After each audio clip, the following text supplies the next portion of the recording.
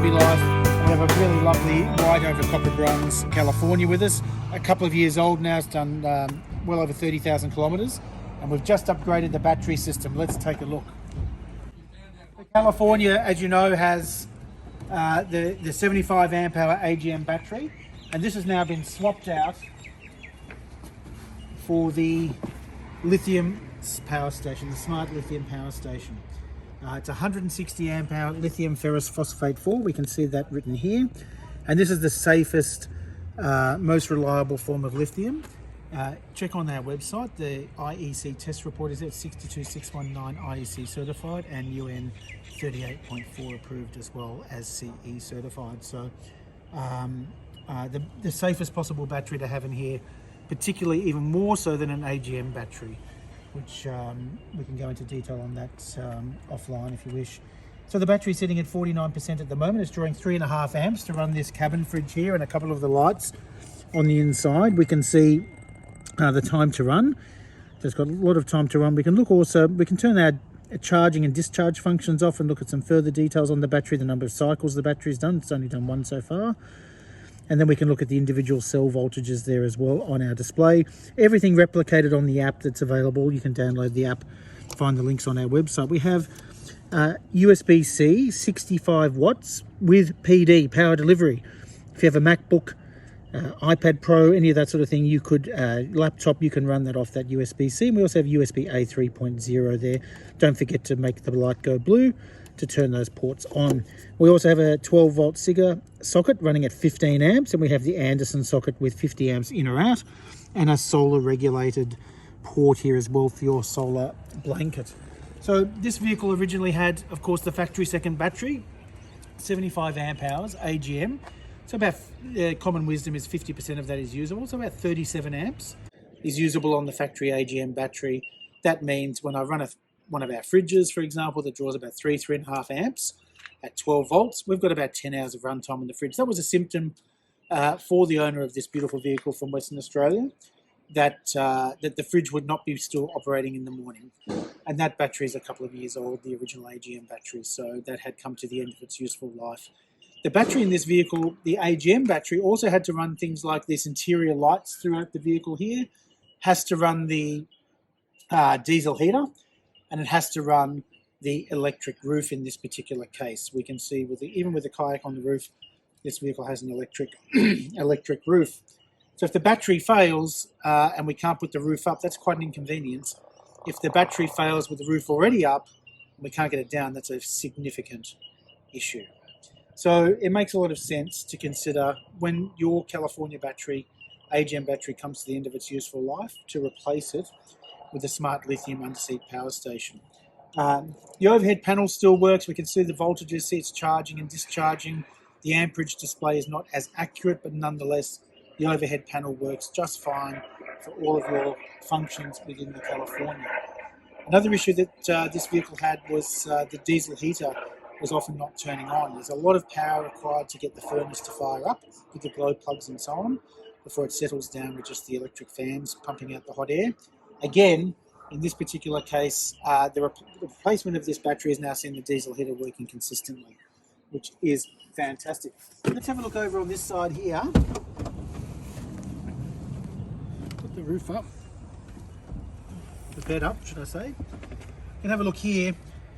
Because we haven't put the lithium battery on this side of the vehicle under the driver's seat, it's left room for us to put the inverter on this side rather than in the middle, and that's in turn left room for the cabin fridge to be put between the two seats. So this is a very nice solution. So the inverter is switched on, it's not drawing any power. I've just put the kettle here temporarily, and we'll now fire up the kettle, and you can see quickly it's drawing 1900 watts here. So this is a 2,500 watt pure sine wave inverter. It has some excellent properties. We've checked on the oscilloscope to make sure it is putting out a pure sine wave. In fact, better than what the grid is putting out. So for sensitive equipment, kettles are not particularly sensitive, but more sensitive equipment, like some of our customers have had coffee machines that won't work on some inverters, sleep apnea machines and so on. This is putting out an absolute pure sine wave. We can check back over here on the battery, the current draw, and it's drawing 168 amps, which is what I would expect. This is going to discharge fairly consistently now, probably from that 49-50% we saw it at earlier, down to probably, to boil the kettle here, maybe 43%. So that leads us to the question of recharge and replenishment. How do I replenish this battery in best practice? There are three ways we can do that. We could replenish it by running the engine. We could replenish it through our solar panels. This vehicle does have solar panels equipped. And although they're obscured at the moment by the kayak that's just been acquired. And the third way would be with a 240 charger. So the best, most efficient, most likely method that you'll be using is with a DC-DC charger whilst the engine is running. We have been using the Red Arc 1240 charger typically, but this particular vehicle has the Victron charger. There'll be a cutaway to the Victron in this video, but the Victron charger is 25% more powerful again, rather than 40, it's 50 amps, and has an excellent Bluetooth control. So I will load up that Bluetooth app now whilst we boil this kettle and discharge this battery a little. So I'll just do that again. So I'll load up the Victron app, if we can zoom in here. So just load it up, and I can see there's two devices here. So the second device is my smart solar controller for my rooftop solar, but the first device is the one that I'm interested in now, and that is the Orion XS 50 amp charger. So I'm going to jump into the charger. This is all in German, but nonetheless the charger is currently not operating. That makes sense because the vehicle's not running.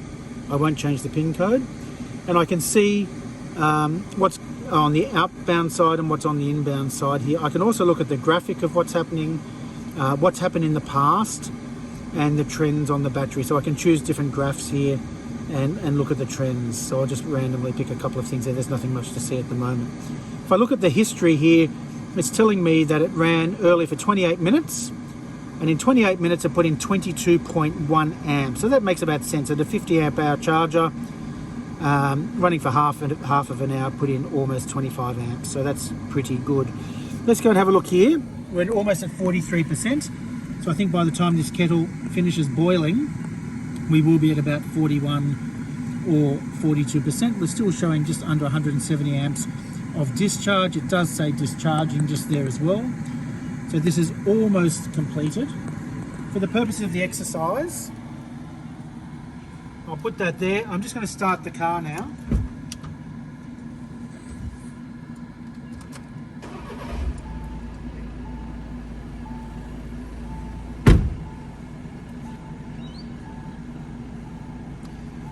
So we will see the charging. It's just come into bulk charge mode.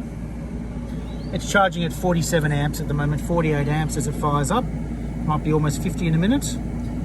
And that is the key figure we want to see. So 600 watts going out. So this is just fantastic to see this sort of level of charge. And that will show here on the graphics. We're in bulk charging mode.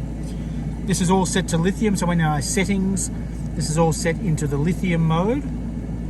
And that sets the absorption rate. So critically with lithium or in any battery, even AGM, it knows when to stop charging, not just when to start, but when to stop charging.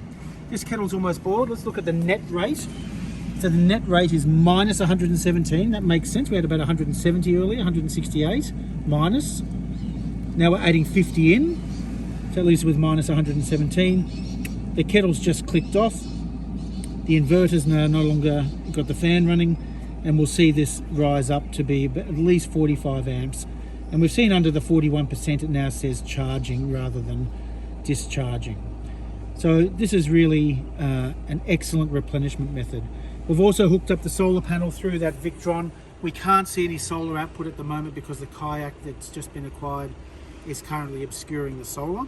But with a 430 watt panel, which is common for our Californias, we would expect to see at least 10 amps on a non-sunny day, and we would be expecting to see up to 30 amps on a sunny day, 33, 34 amps on a 430 watt solar panel. So that is not quite as good as running the engine, but a lot more obviously environmentally friendly, and when you're camping, you'll be replenishing the battery there as well. We can also use the Anderson plug there to plug in our Victron AC to DC charger. For example, at a caravan park, you could potentially plug that in if you wish to. So let's have a look here now. We're still charging 41%. It's got 43 amps being received by the battery there. So that is an excellent charging rate at the moment. And when I look at the app here as well, it's just reloading. I can look at the history. There'll be the history being topped up here as to what's going into the battery. So that's the K-technik smart lithium power station and 2,500 watt inverter in California, with replacing the original 75 amp hour AGM battery. With respect to the overhead panel, it's all working, all the functions work.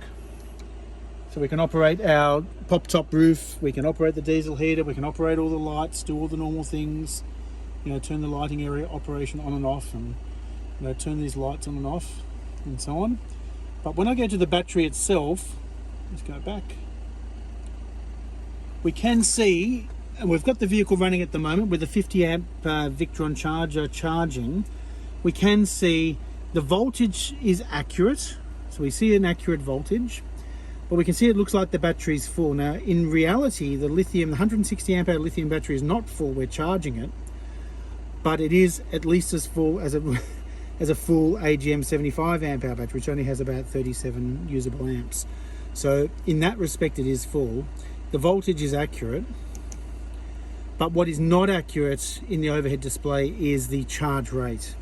So in our observations, it's about half. So we're charging at 50, it'll show it's charging at 25. If we're discharging at -10, like when the diesel heater fires up, it'll show -5 on the discharge. In our opinion, it's really neither here nor there. You will see if it's charging or discharging. Your more accurate readings will be given to you through the actual battery itself, through the battery management app, through the screen, or through, when the car's running, the Victron Orion XS 50 amp hour charger. So you'll see all the details of the charging there. And the reason for that is this panel was not designed to be looking at lithium batteries. It was designed, the technology was designed before it was this touch screen. It was an LCD screen in the older Californias. It was designed back in 2004 with the 75 amp hour AGM battery. So that's a consequence. If we do find a resolution to that, we will release that for you. But nonetheless, I'd much rather have the 160 amp hour lithium battery in there than having a 75 amp hour AGM. Thanks very much for watching. If you have any comments, please leave them below, and don't forget to like and subscribe so you find out about more updates coming up. Thanks very much.